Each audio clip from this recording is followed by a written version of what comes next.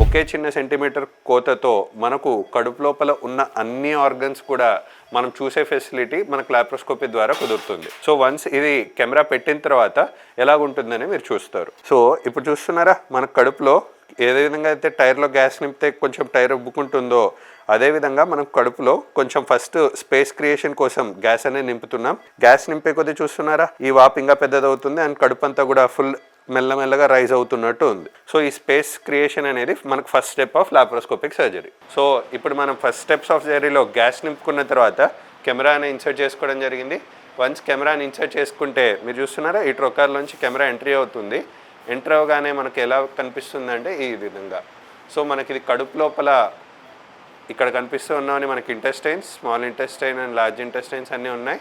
And ఈ పేషెంట్కి already ప్రీవియస్గా ఓపెన్ సర్జరీ జరగడం వల్ల ఇక్కడంతా కూడా మనకు కంప్లీట్లీ పేగుల పైన ఉన్న ఫ్యాట్ అంతా అతుక్కుపోవడం జరిగింది. సో ఇప్పుడు మనకు హెర్నియా అంటే ఏమంటాం, మజిల్ లో హోల్ పడింది అంటాం. సో ఇక్కడ మీరు చూస్తున్నారా, ఇక్కడ హోల్ అనేది మీరు అప్రిషియేట్ చేయగలరు.